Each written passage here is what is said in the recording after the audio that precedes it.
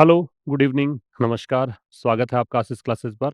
Session number 147 the Hindu editorial का हम discuss करेंगे। तो सबसे पहले तो एडिटोरियल पे आने से पहले कुछ वोकैब वाला जो सेगमेंट हम डिस्कस करते हैं उस पे आ जाते हैं।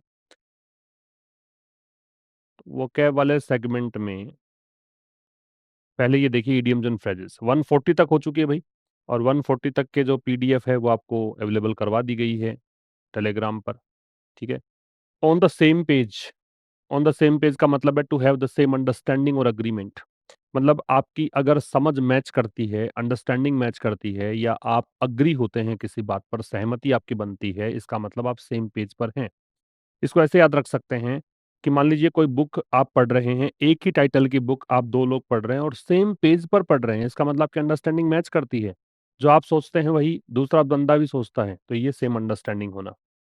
Before we start, let's make sure we are on the same page. Start करने से पहले ये सुनिश्चित कर लेते हैं कि हम अग्री तो है ना। दूसरा है ब्रेक द इंटरनेट। आपका कोई वीडियो इतना वायरल हो गया, या कोई वीडियो इतना मतलब लोगों तक पहुंच गया कि इंटरनेट ही आपने ब्रेक कर दिया, इंटरनेट की सारी सरहदें आपने तोड़ दी, टॉप पर पहुंच गया, तो गो वायरल और बिकम एक्सट्रीमली पॉपुलर ऑनलाइन। ठीक है, इंटरनेट पर छा जाना या वायरल हो जाना। हर dance video broke the internet overnight. उसका जो डांस वीडियो था वो रातों रात उसने वायरल हो गया, ये मतलब है। ऑन फ्लीक, फ्लीक जो होता है ना वो स्टाइलिश या अट्रैक्टिव को बोलते हैं। ये जो पर्टिकुलर वर्ड है फ्लीक, इसका मतलब है स्टाइलिश या अट्रैक्टिव, बहुत ही आकर्षक, बहुत ही शानदार। ठीक है। तो इसका मतलब ऑन फ्लिक का मतलब है कोई व्यक्ति अगर ऑन फ्लिक पर है या कोई चीज ऑन फ्लिक पर है, इसका मतलब परफेक्टली डन और लुकिंग फ्लॉलेस, बिल्कुल अच्छे से किया हुआ, परफेक्टली किया हुआ, और ऐसे दिखे कि फ्लॉलेस है, कोई त्रुटि है ही नहीं, कोई गड़बड़ है ही नहीं। फ्लॉ का मतलब त्रुटि होती है। तो हर makeup was totally on fleek at the event. Event में उसका मेकअप एकदम फ्लॉलेस था, परफेक्ट था। तो परफेक्ट कोई चीज अगर है तो वो क्या है? ऑन फ्लिक है। ठीक है। पिछले भी याद कर लेना मेरे भाई। अगर रिवीजन नहीं करोगे तो फिर ये मेरा रिवीजन हो रहा है, केवल मेरी प्रैक्टिस हो रही है, जबकि मैं पढ़ा रहा हूँ आपके लिए। क्योंकि मुझे प्रैक्टिस करनी होती तो वीडियो बनाने की आवश्यकता ही क्या थी? रिवीजन करना। नंबर 144 है टच ग्रास। अब देखो, इसका मतलब है to go outside and experience real life. बाहर निकलना और जो वास्तविक अनुभव लेना, वास्तविक जीवन है उसको अनुभव करना। तो आजकल की लाइफ कुछ ऐसी हो चुकी है कि हम फ्लैट में ही रहते हैं, अपने घरों में ही रहते हैं, प्रकृति से दूर हो चले हैं। और कोई ऐसा दिन आया कि आप पिकनिक पर निकल गए, है ना, ऐसे क्षेत्र में गए जहाँ ग्रीनरी, लश ग्रीन एनवायरनमेंट है, और वहां पे आप ग्रास टच करते हैं, तो आपको फील होता है कि भाई रियल लाइफ तो ये है ना, नेचुरल लाइफ ये है। तो you have been online all day, go touch grass. आप पूरे दिन ऑनलाइन रहते हो, तो चलो जाओ और असली जीवन, जो वास्तविक जीवन है, उसको एक्सपीरियंस करो। सॉफ्ट लाइफ, लाइफ सॉफ्ट है मतलब कोई स्ट्रिक्टनेस नहीं है। ठीक है। एक ऐसा लाइफ है जो बिल्कुल कंफर्टेबल लाइफ है, कोई उसमें कांटे नहीं है, गुलाब की सेज पर चल रहा है जीवन। तो life focused on comfort, peace and self care, आरामदायक और तनाव मुक्त जीवन। She is living the soft life, वो बिल्कुल कंफर्टेबल लाइफ लीड कर रही है। नो स्ट्रेस जस्ट पीस, कोई तनाव नहीं है, बस पीस है। तो ये तो ईडियम्स एंड फ्रेजेस हुई। बात करें फ्रेजल वर्ब्स की। 80 तक हो चुकी है पिछले सेशन तक। 81 देखिए, पॉपअप। कई बार देखते हैं मैसेज पॉपअप होता है, स्क्रीन पर ऊपर से मैसेज अपने आप से आता है। तो वो सडनली अपीयर होता है, अचानक से अपीयर होता है। अपीयर सडनली और अनएक्सपेक्टेडली, अचानक दिखना, सामने आना। Ads keep popping up on my screen. मेरे स्क्रीन पर एड जो है, एडवर्टीजमेंट जो है, वो लगातार पॉपअप होते रहते हैं। पॉपअप मैसेज आपको पता ही होगा। जोन आउट, जोन आउट का मतलब है टू स्टॉप पेइंग अटेंशन और लूज फोकस।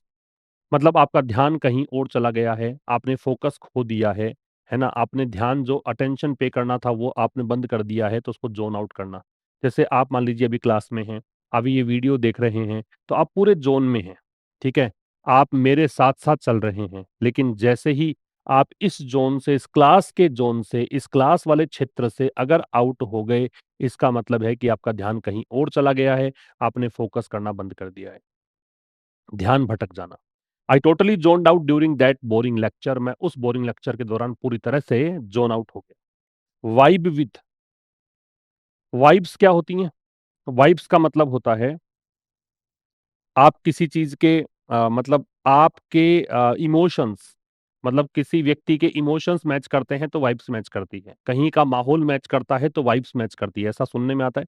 तो वाइब विद का मतलब है किसी के साथ साथ चलना, किसी से तालमेल बैठाना, जुड़ाव महसूस करना। अगर आपकी वाइब्स मैच करती हैं, इसका मतलब आप उसके साथ तालमेल बैठ रहा है आपका। तो I really vibe with people who love reading and travelling.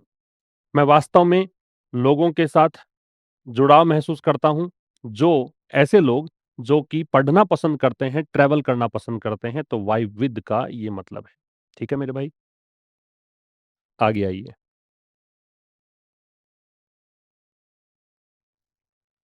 84, level up. ये तो बहुत आसान है। स्तर बढ़ाना, लेवल को अप करना। तो लेवल अप करना मतलब इंप्रूव करना अपने आप को और हायर स्टैंडर्ड पर पहुंचना, जो भी आज का स्टैंडर्ड है उससे ऊपर जाना, खुद को बेहतर बनाना, स्तर बढ़ाना। She has been working hard, वो बहुत मेहनत कर रही है to level up her English skills, अपनी इंग्लिश की जो स्किल्स है उसको लेवल अप करने के लिए, उसको इंप्रूव करने। हिट अप, हिट अप क्या होता है? टू कॉन्टैक्ट समवन, किसी से संपर्क करना, और विशेष करके मैसेज के द्वारा या कॉल के द्वारा संपर्क करना। जनरली हम लोग ऐसा करने के लिए व्हाट्सएप खोलते हैं, व्हाट्सएप के स्क्रीन को हिट करते हैं बार बार में, है ना। और जैसे ही भाई व्हाट्सएप खोलते हैं तो मोबाइल की स्क्रीन को हिट करते हैं, और जैसे ही फिर कोई जो जिसके साथ आपको संपर्क करना है वो आ जाता है, तो फिर स्क्रॉल करते हैं ऊपर की तरफ, फिर हम चैट करना शुरू करते हैं। तो हिट अप करना मतलब कॉल करना या मैसेज करके संपर्क करना। इसके बाद में वन वर्ड्स 20 तक हो चुके थे पिछली क्लास में। ओमनीवोर, देखो वोर जो होता है वो खाने वाला, और ओमनी का मतलब होता है सभी। ओमनी मतलब सब, सब कुछ। ऑल, वोर मतलब खाने वाला। तो जो सब कुछ खाए, जो वनस्पति शाकाहारी भी हो, जो मांसाहारी भी हो, सर्वहारी जिसको बोलते हैं, जो मांस और पोते दोनों खाता हो, एन एनिमल और person that eats both plants and meat, humans are natural omnivorous। ठीक है, जो मानव है वो नेचुरल omnivorous है। इसके बाद में मिनिमलिस्ट, ये आजकल बहुत ट्रेंड में है। ऐसा व्यक्ति जो मिनिमम चीजों में खुश रहता है। मिनिमलिस्ट मतलब मिनिमम चीजों में खुश रहने वाला। इस प्रकार के व्यक्ति लग्जरी लाइफ लीड नहीं करते हैं। ये जीवन में जो उपयोगी है केवल उसी चीज को खरीदते हैं, उसी में जीवन व्यतीत कर देते हैं। तो ये सादगी प्रिय व्यक्ति होते हैं, न्यूनतम चीजों से संतुष्ट रहने वाले होते हैं। तो मिनिमम से याद रख सकते हैं। Someone who prefers simplicity and avoids excess possessions, ऐसा व्यक्ति जो सिंप्लिसिटी को प्रीफर करता है और जो ज्यादा होता है उसके पास, है ना, ज्यादा पोजीशन है ना, उससे बचता है कि ज्यादा इकट्ठा नहीं करना सामान। फिर है टेक्नोफाइल, बहुत आराम से याद कर सकते हो। टेक्नो मतलब टेक्नोलॉजी, और फाइल का मतलब होता है प्रेम करने वाला, लवर। तो टेक्नोलॉजी से जो प्रेम करे वो है टेक्नोफाइल। गैजेट्स का दीवाना। आईफोन 17 आया तो सबसे पहले लाइन में ये मिलेंगे आपको। इनको पता होता है कौन से अपडेट्स आ रहे हैं। अ पर्सन हु लव्स और इज एंथुजियास्टिक अबाउट टेक्नोलॉजी, ऐसा व्यक्ति जो प्रेम करता है या बहुत ज्यादा उत्साहित रहता है टेक्नोलॉजी को लेकर। Every technophile is waiting for the next iPhone launch, हर टेक्नोफाइल जो है वो नेक्स्ट आईफोन लॉन्च का वेट कर रहा है। ठीक है, ऐसे करके टेक्नोफाइल याद किया जा सकता है। ये मैं आपसे डिस्कस करता हूँ, इसलिए करता हूँ ताकि आपको चीजें दिमाग में बैठ जाएं, वरना मैं इसको ऐसा भी छोड़ सकता हूँ कि ठीक है मेरा काम हो गया, लेकिन आपके फिर वो याद करने वाला हो जाएगा ना, याद नहीं हो पाएगा। हसलर, हसलर होता है मेहनती, लगातार अवसर खोजने वाला। आपने हसल बसल सुना होगा, धूमधाम से, जहाँ बहुत ज्यादा एक्टिविटी होती है ना, उसको हसल बोलते हैं हम। तो हसलर जो बहुत ज्यादा एक्टिविटीज करे मतलब काम बहुत करे, मेहनती हो। तो अ हाईली मोटिवेटेड पर्सन, एक बहुत ज्यादा मोटिवेटेड व्यक्ति, हु वर्क्स हार्ड, जो मेहनत करता है, and smart to achieve goals. ठीक है, वर्क्स हार्ड एंड स्मार्ट, जो बहुत मेहनत करता है और स्मार्ट तरीके से काम करता है, किस लिए? गोल्स प्राप्त करने के लिए। He started with nothing but became a millionaire, उसने शुरुआत तो शून्य से की, फिर वो मिलेनियर बन गया। और रियल हसलर, बहुत मेहनती व्यक्ति है। गो गेटर, गो गेटर मतलब जाओ और प्राप्त करो, जाओ और प्राप्त करो। सक्रिय और महत्वाकांक्षी व्यक्ति जो हर हाल में लक्ष्य प्राप्त करे, जाओ और गेट करो। ठीक है, a determined person who aggressively pursues success, एक दृढ़ निश्चयी व्यक्ति जो बहुत ही आक्रामक ढंग से सफलता को परस्यू करता है। शी इज अ गो गेटर, वो एक ऐसी व्यक्ति है जो बहुत ही दृढ़ निश्चयी है, सक्रिय है, एम्बिशियस है। Who never waits for opportunities, she creates them, वो अवसरों का इंतजार नहीं करती, वो अवसर तो क्रिएट करती है। ठीक है, तो ये आपका हुआ वन वर्ड वाला सेगमेंट। एक बचा अपना फिक्स्ड प्रेपोजिशन का, ये 35 तक हो चुके थे फिक्स प्रेपोजिशन। देखिएगा, गुड सिटीजन्स शुड अबाइड। देखिए, अबाइड के साथ बाई लगता है। अबाइड बाई का मतलब होता है पालन करना, ठीक है, नियमों का पालन करना। इसके लिए याद रख सकते हैं आप, एक होता है अबाइड, एक होता है स्टिक, एक होता है एडहियर, ठीक है, और एक होता है कंप्लाई। अबाइड के साथ तो हम लगाते हैं क्या, बाई। स्टिक और एडहियर के साथ लगाते हैं टू, और कंप्लाई के साथ लगाते हैं विथ। अबाइड के साथ बाई, पालन करना। स्टिक टू और एडहियर टू का मतलब भी पालन करना, इनमें टू लगता है। और कंप्लाई के साथ विद लगता है। Good citizen should abide by the law. अच्छे नागरिक जो हैं उनको कानून का पालन करना चाहिए। Students enthusiastically participated. विद्यार्थियों ने बड़े उत्साही तरीके से पार्टिसिपेट किया। किसमें पार्टिसिपेट किया, तो पार्टिसिपेट में लगता है इन। पार्टिसिपेट किया कल्चरल इवेंट में, ठीक है, सांस्कृतिक कोई कार्यक्रम था उसमें। पार्टिसिपेट में इन लगता है भागीदारी निभाना। कंट्रीब्यूट में टू लगता है योगदान देना। Regular exercise contributes to good health. नियमित अभ्यास, नियमित व्यायाम वो योगदान देता है अच्छे स्वास्थ्य में। Carelessness can result in. Result in का मतलब होता है परिणाम निकलना। लापरवाही से सीरियस एक्सीडेंट्स हो सकते हैं। और रिजल्ट इन बराबर लिख लेना लीड टू। रिजल्ट इन बराबर लीड टू, या इसी के बराबर एक और फ्रेज आप लिख लेना गिव राइज टू। एक ही मतलब है इन सब का, परिणित होना, इसमें बदलना, ठीक है। ही इज एकस्टम्ड टू, ये मैंने लिखवाया था। एक होता है अडेप्ट, एक होता है एक्लिमेटाइज, ठीक है, और एक होता है एकस्टम। इन तीनों के साथ ही आपको टू लगाना है। इनका मतलब आदी होना, किसी माहौल के अनुरूप ढल जाना, जलवायु के अनुरूप ढल जाना, तो टू लगता है सब में। तो एकस्टम में to, he is accustom to waking up early, उसे जल्दी उठने की आदत है, वो इसका आदी है, ठीक है। तो ये कुछ फिक्स प्रेपोजिशन वाले क्वेश्चंस हुए। अब आते हैं हम पैसेज, जो रीडिंग कॉम्प्रिहेंशन वाला सेगमेंट है अपना।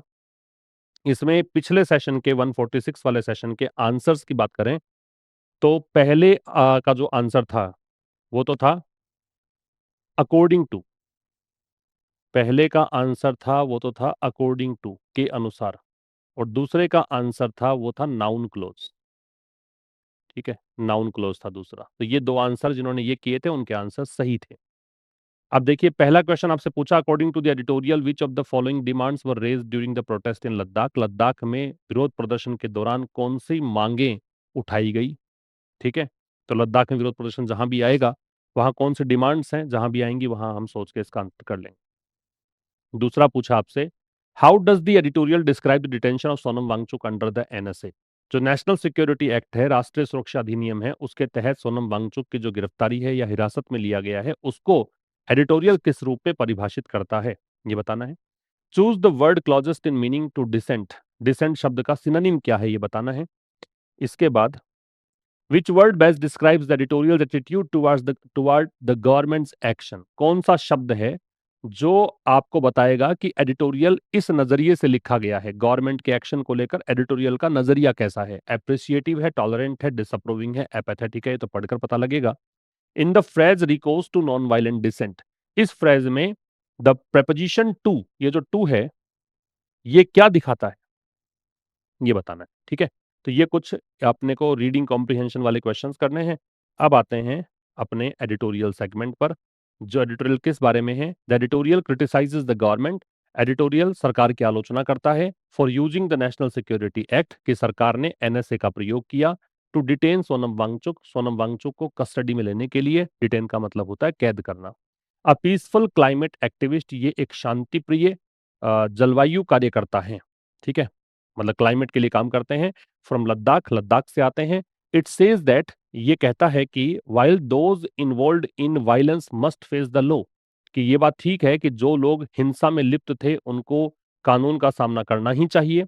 फिर भी punishing a non violent reformer, आप किसी ऐसे सुधारक को गिरफ्तार कर रहे हो या दंडित कर रहे हो जो कि अहिंसक है, शोज इनटॉलरेंस, ये असहिष्णुता दर्शाता है टुवर्ड डेमोक्रेटिक डिसेंट, कि अगर आप लोकतांत्रिक तरीकों से नाखुश हैं, असहमत हैं, डिसेंट हैं, है ना, अपोज कर रहे हैं तो फिर आपको पनिशमेंट झेलना पड़ेगा। ये दिखाता है कि आप असहिष्णु हो चुके हैं, आप में सहनशीलता खत्म हो चुकी है।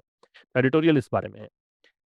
चलिए स्टार्ट करते हैं। ये स्टार्ट करें इससे पहले बता दूं कि आपको जो भी एडिटोरियल का पीडीएफ है वो टेलीग्राम चैनल पर मिलता है। लिंक आपको डिस्क्रिप्शन में दिया है। लिंक से अगर नहीं कनेक्ट हो पाते हो तो आप सीधा सर्च करिए, आशीष क्लासेस नाम से टेलीग्राम चैनल है और आशीष क्लासेस नाम से ही अपना एप्लीकेशन है। उस एप्लीकेशन पे पेड कोर्सेज हैं, जिनमें एक पेड कोर्स फिलहाल कॉम्प्रिहेंशन बैच चल रहा है, जिसमें हम क्लोज टेस्ट और पैराजंबल और रीडिंग कॉम्प्रिहेंशन ये डिस्कस करेंगे, जिसमें अभी 425 के करीब क्लोज टेस्ट हो चुके हैं। इसके बाद आपको जो पैराजंबल्स हैं वो 7 हो चुके हैं और ये पैसेज जो है वो मुझे करवाने हैं, तो लगातार अपडेट होंगे। उनमें 100 क्लोज टेस्ट, 100 पैराजंबल, 50 पैसेज आपको करने हैं। 2 साल की वैलिडिटी आपको मिलनी है। ये मैं आपको इसलिए बता रहा हूँ क्योंकि अभी कल लास्ट डेट है इसका, 10 अक्टूबर के बाद इसका जो प्राइस है वो बढ़ जाएगा। तो समय रहते अगर आपको इंटरेस्टेड है और आपका वो सेगमेंट कमजोर है तो ये बैच आप ले सकते हैं, ठीक है। और बहुत सारे बैचेस हैं, ट्रांसलेशन का बैच भी उपलब्ध है, ग्रामर का बैच भी उपलब्ध है और ग्रामर का एक नया बैच भी जल्द ही मैं लॉन्च कर दूंगा, जो एसएससी वाले बच्चों के लिए बेहद उपयोगी होगा, ठीक है। तो वो भी आप थोड़ा सा वेट करें। अच्छा जी, एक और नई चीज शुरू की हुई है मैंने टेलीग्राम पे। एक तो कम्युनिटी में आपको एक क्वेश्चन मिल रहा है पर डे, जो ग्रामर का हो सकता है, जो वोकैब का हो सकता है। और एक आपको टेलीग्राम पर जो भी मैं पढ़ा रहा हूँ, जैसे ई एडिटोरियल है, इसमें ये वाले वर्ड्स आए हैं नए। अब इन वर्ड्स को याद भी तो रखना है, तो आपको लंबे समय तक याद रह जाए इसलिए एक शॉर्ट स्टोरी प्रोवाइड की जा रही है आपको। उस शॉर्ट स्टोरी में इन वर्ड्स का यूज किया जा रहा है, ताकि आप जो आपने पढ़ा है मेरे साथ, जो आपने रटने का प्रयास किया है, वो आपके दिमाग में अच्छे से बैठ जाए और आप लंबे समय तक उसको दिमाग में रख सकें। इसलिए short story based on the vocabulary of the editorial आपको पर डे प्रोवाइड करवाया जा रहा है। तो टेलीग्राम चैनल से जरूर जुड़ जाएं, वहां बहुत नई नई चीजें आपको मिलेंगी। देखो जी, रिलीज वांगचुक, ये सोनम वांगचुक के लिए दे रखा है। रिलीज मतलब उनको रिहा करो, रिलीज करो, रिहा करो वांगचुक को। On Sonam Wangchuk and the national security act किस बारे में है? सोनम वांगचुक के बारे में डिस्कस करेंगे और नेशनल सिक्योरिटी एक्ट, राष्ट्रीय सुरक्षा अधिनियम के बारे में डिस्कशन होगा। डिटेंशन ऑफ पीसफुल एक्टिविस्ट, ये हो गया शांति प्रिय कार्यकर्ता। एक्टिविस्ट कौन होते हैं? कार्यकर्ता, ठीक है। डिटेंशन का मतलब होता है कैद, हिरासत। तो डिटेंशन का सिनोनिम देखो, कन्फाइनमेंट, कस्टडी, इम्प्रिजनमेंट। हिरासत लिख दीजिए इसको। डिटेंशन का मतलब क्या है? हिरासत। सर्व का मतलब है प्राप्त करने में सहायता करना। यहां जो सर्व, वैसे सर्व सेवा करना भी होता है, लेकिन इसका मतलब है प्राप्त करने में सहायता करना, हेल्प अचीव। लीवे का मतलब है आजादी, है ना, स्वतंत्रता, गुंजाइश। इसको गुंजाइश भी कह सकते हैं आप। वेयर विदल जो है, इसका मतलब है संसाधन, मीन्स रिसोर्सेज, फंड्स। लेजिटिमेट का मतलब है वैध, कानूनी। लॉफुल, वैलिड या जस्टिफिएबल। ऑटोनॉमी मतलब स्वायत्ता, आजादी, किसी की बंधन नहीं, किसी का नियंत्रण नहीं, ठीक है, खुद की अधीनता। डिटेंशन ऑफ पीसफुल एक्टिविस्ट, तो पीसफुल एक्टिविस्ट का डिटेंशन, एक्टिविस्ट नाउन है, पीसफुल एडजेक्टिव है। इनकी कैद, इनकी हिरासत, हिरासत की वर्ब है डज नॉट सर्व। ये हेल्प नहीं करता है अचीव करने में नेशनल इंटरेस्ट, मतलब राष्ट्रीय हित। ये सर्व का ऑब्जेक्ट है, ठीक है, ये वर्ब है, ये सब्जेक्ट है। तो पीसफुल एक्टिविस्ट को हिरासत में लेने से आपके राष्ट्रीय हितों की प्राप्ति नहीं होगी, ये कहना चाह रहा है। प्रेजेंट सिंपल दे रखा है, ठीक है। The basis of good governance, जो बच्चे नए हैं, पहली बार देख रहे हैं वीडियो, तो बेटा बता दूं आपको मैं कि 147th वीडियो है।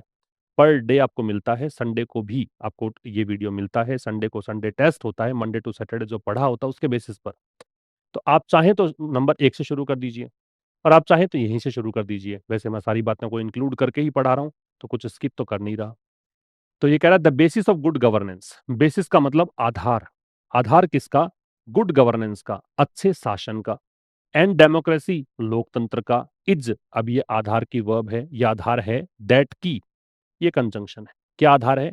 कि इट प्रोवाइड्स, ये सब्जेक्ट हो गया, ये वर्ब हो गई। एनफ लीवे, एनफ मतलब पर्याप्त, लीवे मतलब गुंजाइश। अच्छे शासन और लोकतंत्र का आधार है कि यह प्रदान करता है।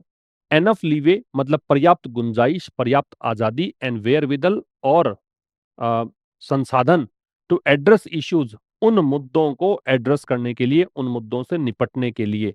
एड्रेस का मतलब है डील या हैंडल। रिलेटेड टू, जो संबंधित हो नेशनल सिक्योरिटी, राष्ट्रीय सुरक्षा से। इसको एक ही लाइन में बता दूं मैं कि क्या कहना चाह रहा है।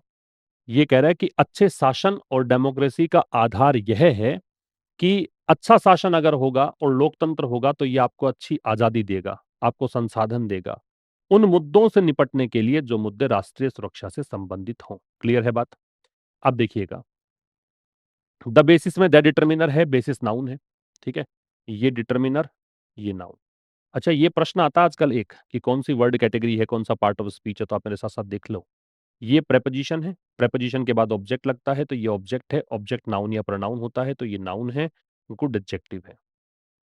एंड है वो कंजंक्शन है, डेमोक्रेसी है वो नाउन है, इज वर्ब हो गई, दैट कंजंक्शन है, इट्स सब्जेक्ट है वैसे प्रोनाउन है, प्रोवाइड्स वर्ब है, एनफ जो है ये यहाँ एडजेक्टिव की भूमिका में है। एनफ हालांकि एडवर्ब भी होता है, अगर ये एडजेक्टिव के साथ आएगा तो एडजेक्टिव के बाद आता है, नाउन के साथ आएगा तो नाउन से पहले आता है। ये पोजीशन भी ध्यान रखना, ये नाउन है, ये कंजंक्शन है, वेयर विदल नाउन है क्योंकि एंड के दोनों ओर सेम चीजें आती हैं, टू एड्रेस इंफिनिटिव है, ठीक है, इश्यूज है वो नाउन है, रिलेटेड टू प्रेपोजिशनल फ्रेज है, ठीक है, ये प्रेपोजिशनल फ्रेज है, रिलेटेड टू, रिलेटेड में टू लगता है ये भी ध्यान रखना।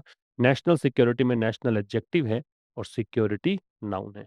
एनफ वाली एक पोजीशन ध्यान रखें आप कि एनफ जो है वो नाउन से तो पहले आता है और एडजेक्टिव होता है तो एडजेक्टिव के बाद में। ये प्रश्न कॉमन एरर्स में पूछा जाता है। The smart way to address a problem, जो एक स्मार्ट तरीका है क्या करने का, एक समस्या को हल करने का, दैट स्टार्टेड, वो समस्या जो शुरू हुई एज ए लेजिटिमेट डिमांड, एक वैध मांग के रूप में। मांग किसकी है? ग्रेटर ऑटोनॉमी की, हमें और ज्यादा आजादी मिले इन गवर्नेंस शासन में। वो मांग वो जो है इज नॉट, वो तरीका ये नहीं है कि बाय मिसयूजिंग लॉज, कि आप कानून का दुरुपयोग करके ऐसा करें, that allow for preventive detention, वो कानून जो कि आपको अनुमति देते हैं कि आप प्रिवेंटिव डिटेंशन करें, मतलब क्राइम करने से पहले ही आप उनको हिरासत में डाल दें, अगेंस्ट पीसफुल डिसेंटर्स, किसके विरुद्ध? जो भी शांति प्रिय असहमति दर्शाने वाले लोग, डिसेंटर मतलब होता है असहमति दर्शाने वाले लोग, बट बाई फाइंडिंग, बल्कि वो तरीका ये है a route to defuse it, कि आप एक ऐसे मार्ग को तलाशें, एक ऐसे रूट को खोजें जो इसको शांत कर सके, डिफ्यूज कर सके, न्यूट्रलाइज कर सके। अब समझिएगा, द स्मार्ट वे सब्जेक्ट है, स्मार्ट वे किसका? एड्रेस करने का, एड्रेस का डील या हैंडल है, डील एड्रेस करना किसको है? प्रॉब्लम को। कौन सी प्रॉब्लम? ये रिलेटिव प्रोनाउन है तो इसके इसका संबंध है इससे। अब ये प्रॉब्लम की वर्ब है वो ये है स्टार्टेड, वो प्रॉब्लम जो शुरू हुई किस रूप में? एक लेजिटिमेट डिमांड के रूप में। लेजिटिमेट हो गया वैध, जो कि लॉफुल है, वैलिड है, और ये नाउन हो गया। तो वो प्रॉब्लम जो एक वैध मांग के रूप में शुरू हुई। मांग, चूंकि ये नाउन है इसलिए फोर लग गया, वरना डिमांड अगर वर्ब होती तो यहां प्रेपोजिशन नहीं आता। वो डिमांड जो किसके लिए थी? ग्रेटर ऑटोनॉमी के लिए, कि कहीं ज्यादा हमें स्वायत्ता मिले, आजादी मिले। किसमें? In governance.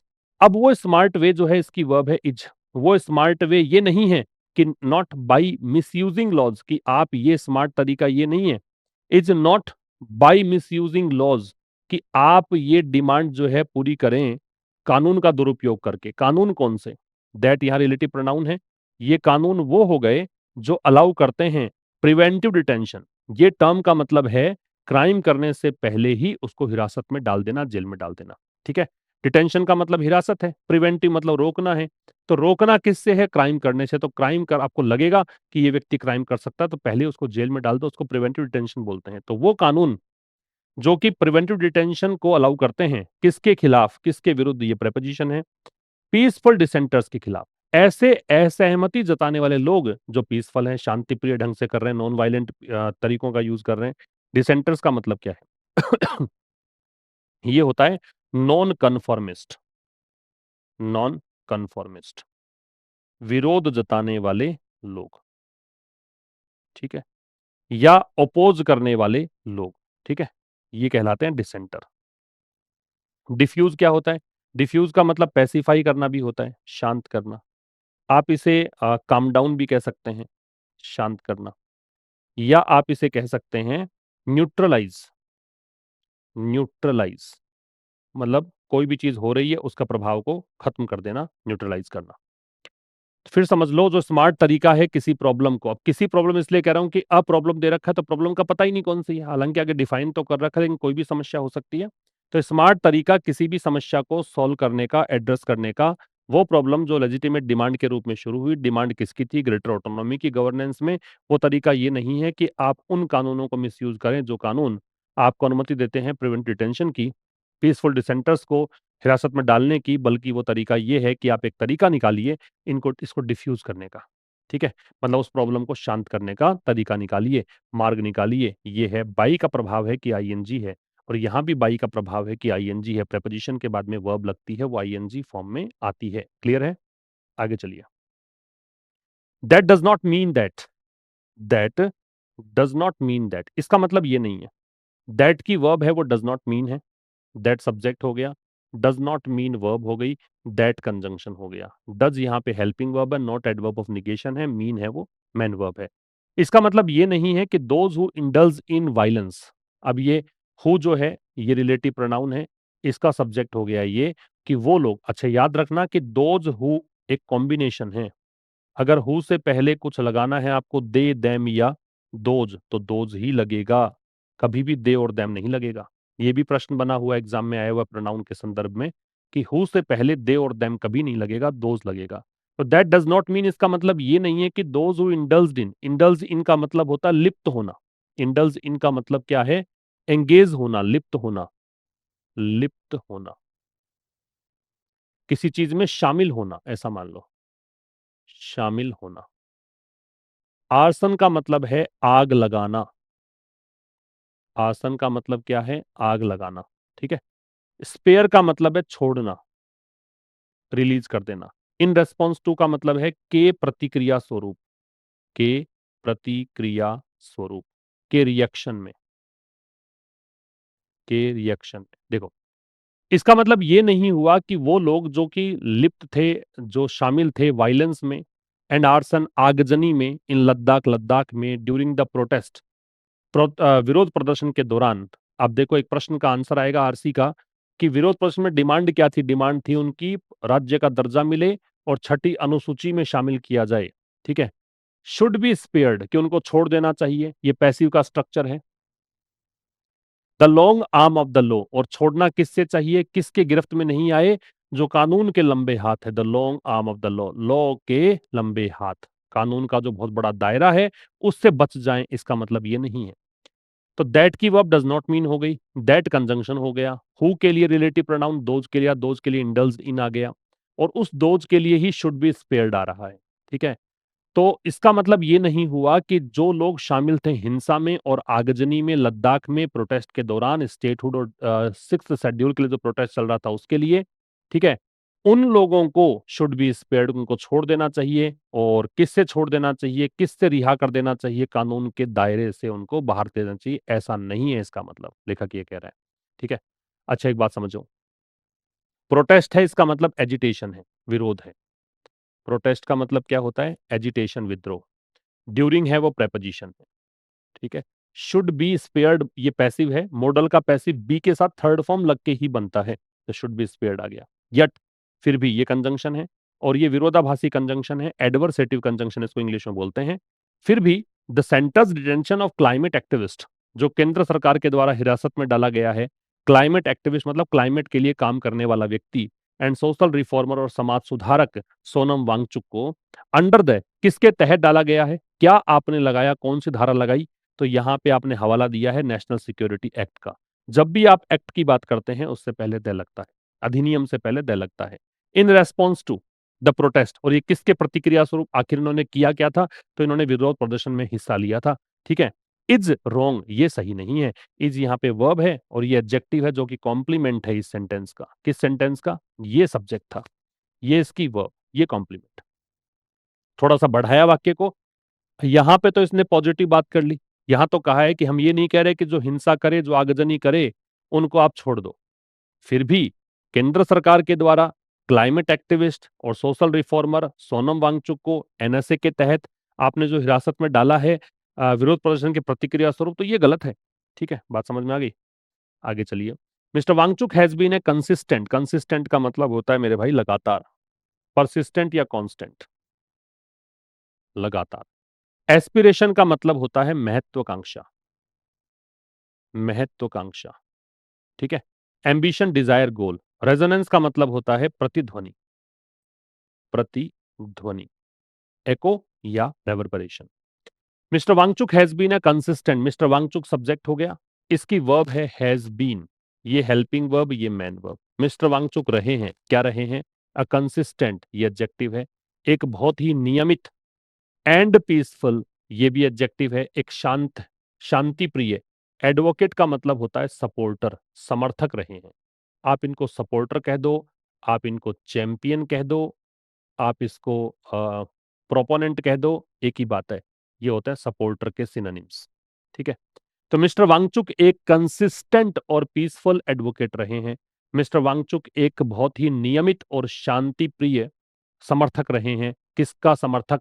For the legitimate democratic aspiration, जो वैध, लीगल, वैलिड है ना, और डेमोक जस्टिफिएबल भी कह सकते हो, लोकतांत्रिक महत्वाकांक्षाएं हैं लद्दाख की, उसके समर्थक रहे हैं। विच हैव, विच यहाँ पे रिलेटिव प्रोनाउन जो इन महत्वाकांक्षाओं के लिए आ रहा है, ठीक है। ये वो महत्वाकांक्षाएं हैं जिन्होंने पाया, ये हेल्पिंग वर्ब, ये मैन वर्ब। क्या पाया? ये फाइंड की थर्ड फॉर्म है। क्या पाया? रेजोनेंस, प्रतिध्वनि, ठीक है, या हार्मनी, सामंजस्य। अक्रॉस, अक्रॉस मतलब होता थ्रू आउट, पूरे भाग में, पूरा, पूरा एरिया। ले एंड कारगिल डिस्ट्रिक्ट, किसमें? ले और कारगिल जिलों में। एज वेल एज, साथ ही, religious, ethnic and political identities. और क्या पाया? धार्मिक, एथनिक का मतलब होता है जो समुदाय से संबंधित हो, नस्लीय हो, जातीय हो।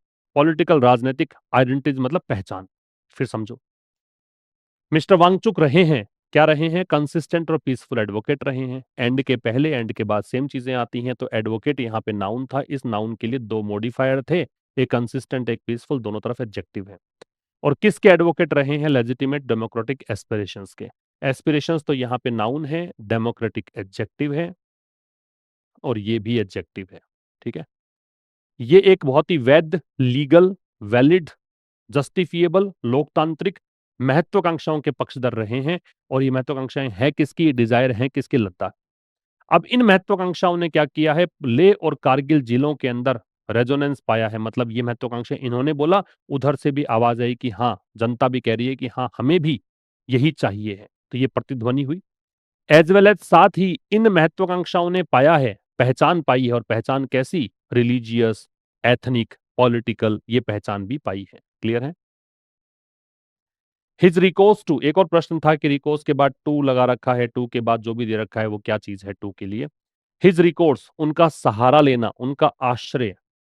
रिकोर्स का मतलब होता है आश्रय लेना, ठीक है, इस तरफ मुड़ना। डिसेंट का मतलब है असहमति, डिसएग्रीमेंट, ऑपोजिशन या प्रोटेस्ट। सस्टेन्ड का मतलब है लगातार, ये तो बहुत बड़ा आ गया, continuous, ongoing, persistent. In keeping with का मतलब है के अनुसार, in harmony with, in accordance with. Ethos का मतलब है मूल्य, ठीक है, मूल्य कह दो, संस्कृति कह दो, लोकाचार कह दो। एक वर्ड होता है लोकाचार, इसको भी इथोस बोलते हैं। और ये जो है इन्वोक, इन्वोक का मतलब है प्रयोग करना। इन्वोक का मतलब क्या है? प्रयोग करना, इन्फोर्स करना, अप्लाई करना, यूज करना। हिज रिकॉर्ड्स, उनका जो सहारा लेना है, उन्होंने सहारा किसका लिया? हिज सोनम वांगचुक के लिए पजेसिव एडजेक्टिव आ रहा है, रिकॉर्ड्स नाउन है, ठीक है। उन्होंने जो सहारा लिया किसका? नॉन वायलेंट डिसेंट का। असहमति, लेकिन असहमति कैसी? अहिंसक, जिसमें हिंसा का कोई स्थान ना हो। विद सस्टेन्ड एजिटेशंस, इसमें साथ साथ में उन्होंने लगातार विरोध प्रदर्शन किए। फॉर अ लेजिस्लेचर, किसके लिए प्रदर्शन किए? एक विधानमंडल के लिए। विधानमंडल इनको क्यों चाहिए? ऐसा करने के लिए। ये टू के साथ बेस फॉर्म है, ये बताता है पर्पस। जब टू के साथ बेस फॉर्म आती है तो वो बताता है उद्देश्य। वो विधानमंडल जो किस लिए था? वो इसलिए था कि Ladakh environmental and livelihood concerns, Ladakh के जो पर्यावरणीय और आजीविका संबंधी चिंताएं हैं उनको डील करने के लिए। इज इन कीपिंग विद, ये किसके अकॉर्डिंग है? ये उनका सहारा लेना, उनका आश्रय लेना, ये इसकी वर्ब है। ये किसके अकॉर्डिंग है? ये है हिस्टोरिकल इथोस, जो ऐतिहासिक मूल्य हैं, ऐतिहासिक लोकाचार हैं। किसके? इंडियन पॉलिटिक्स, भारतीय राजनीति के। कौन से लोकाचार? स्टैब्लिश्ड ड्यूरिंग, जो स्थापित हुए ड्यूरिंग एंड आफ्टर के दौरान और बाद, किसके बाद और किसके दौरान? स्वतंत्रता संग्राम के दौरान, फ्रीडम मूवमेंट जो आजादी वाला आंदोलन चल रहा था उस दौरान और उसके बाद। उनका जो सहारा लेना है, उन्होंने जो सहारा लिया, किसका लिया? नॉन वायलेंट डिसेंट का। डिसेंट यहाँ पे नाउन है, नॉन वायलेंट यहाँ पे एडजेक्टिव है। रिकोर्स के साथ में प्रेपोजिशन टू लगता है। उन्होंने जो सहारा लिया है अहिंसक असहमति का, इसमें इन्होंने सस्टेन्ड विद प्रेपोजिशन है, सस्टेन्ड एडजेक्टिव है, एजिटेशन नाउन है। इन्होंने लगातार विरोध प्रदर्शन किया है। किसके लिए? एक विधानमंडल के लिए। इन्होंने कहा हमें विधानमंडल चाहिए। विधानमंडल इनसे पूछा भी क्यों चाहिए? तो ये कह रहे हैं कि हमें इसलिए चाहिए कि लद्दाख का एनवायरमेंटल और लाइवलीहुड कंसर्न्स हैं, इसलिए चाहिए, है ना? कि अगर विधानमंडल होगी तो लद्दाख में जो भी पर्यावरणीय और आजीविका संबंधित चिंताएं हैं उनको हल किया जा सकेगा। तो ये जो उन्होंने ऐसा सहारा लिया है, जैसे गांधी जी ने भी तो अहिंसक रूप से असहमति जताई थी, असहयोग आंदोलन ये सब किया था।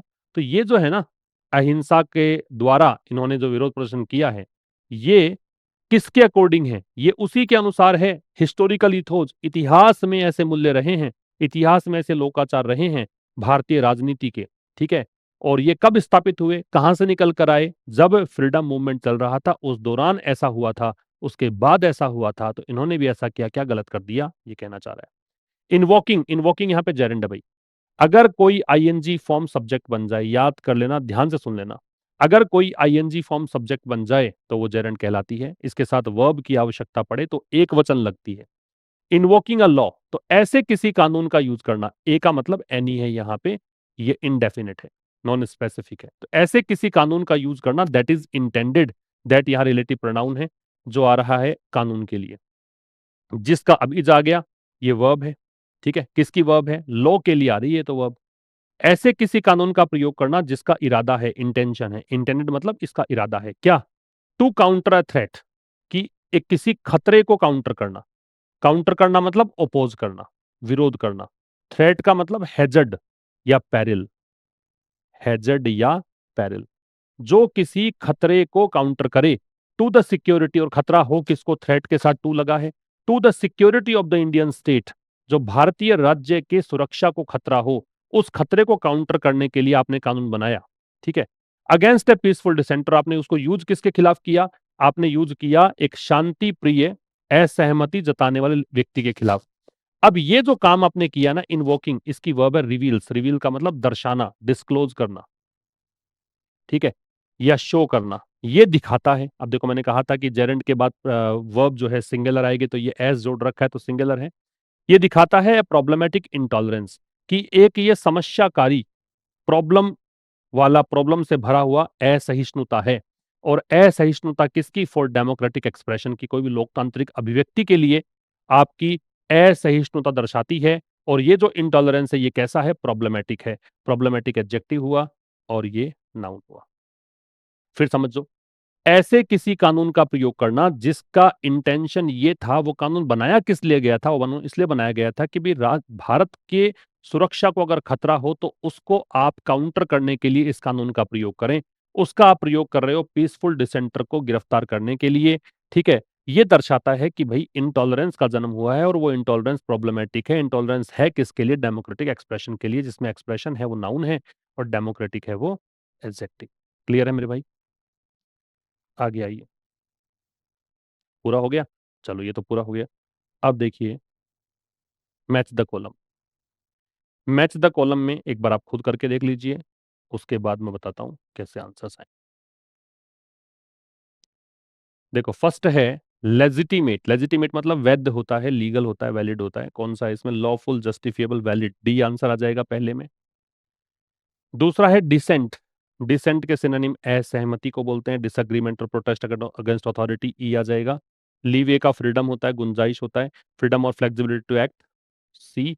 वेयर विदल का मीन्स होता है, रिसोर्सेज होता है, तो मीन्स और resources to act effectively, A. और इंटॉलरेंस का असहिष्णुता, तो unwillingness to accept different opinions, आप में अनविलिंगनेस है, आप में अनिच्छा है कि आप अलग अलग ओपिनियंस को सहन नहीं करेंगे, ठीक है? ये आंसर है मैच द कॉलम के। आइए आरसी सेगमेंट पर। आरसी में पहला क्वेश्चन क्या था? पहला क्वेश्चन था according to the editorial which of the following demands were raised during the protest in Ladakh? कौन सी डिमांड थी? तो डिमांड थी sixth schedule protection and statehood, यही डिमांड थी। ए आंसर आ जाएगा इसका, ये डिमांड थी। ठीक है, ए। दूसरा पूछा है आपसे, how does the editorial describe the detention Sonam Wangchuk under the NSA? NSA के तहत सोनम वांगचुक गिरफ्तार किया गया, तो एडिटोरियल क्या बताता है इस बारे में? अ जस्टिफाइड स्टेप ये कह रहा है क्या? ये तो लेखक कह रहा है गलती की है आपने, तो जस्टिफाइड स्टेप तो नहीं है, न्यायोचित कदम तो नहीं है। An example of political maturity, राजनीतिक परिपक्वता का एग्जाम्पल नहीं है। A misuse of preventive detention laws, ये प्रिवेंट डिटेंशन लॉज है उसका मिसयूज कर रहे हो आप, बिल्कुल। आपका एक कानून है जो कि बनाया इसलिए गया था कि देश की सुरक्षा को खतरा हो तब यूज करो, आप यूज कर रहे हो, ये तो मिसयूज कर रहे हो, तो सी आपका आंसर आएगा इसमें। और एक पूछा है क्लोजेस्ट मीनिंग, डिसेंट का सिनोनिम अग्रीमेंट, सबमिशन, ऑपोजिशन या ओबीडियंस? क्लोजेस्ट सिनोनिम बताना है, अग्रीमेंट तो एंटोनिम हो गया, सबमिशन का आत्मसमर्पण होता है, ओबीडियंस का आज्ञा का पालन होता है, ऑपोजिशन आ जाएगा डिसएग्रीमेंट। ठीक है, तो डिसेंट का आंसर आ जाएगा सी। तो ये 3 क्वेश्चंस तो मैंने बता दिए और 2 क्वेश्चंस आपको खुद से करने हैं। 2 क्वेश्चन आप खुद करेंगे। Which word best describes the editorial attitude toward the government's action? Appreciative, tolerant, disapproving, apathetic. कैसा एटीट्यूड है एडिटोरियल का गवर्नमेंट के एक्शन के खिलाफ? Recourse to non violent dissent, recourse to के बाद में दे रखा है नॉन वायलेंट डिसेंट। ये प्रेपोजिशन टू क्या दिखाता है यहाँ पे? डायरेक्शन दिखाता है, पर्पस दिखाता है, रिलेशनशिप या ऑब्जेक्ट ऑफ रिकोर्स है या पोजीशन है, ये आप खुद बताएंगे। ठीक है, okay, thank you very much. मिलते हैं कल एक नए सेशन के साथ ठीक शाम 5 बजे, तब तक के लिए नमस्कार, थैंक यू वेरी मच।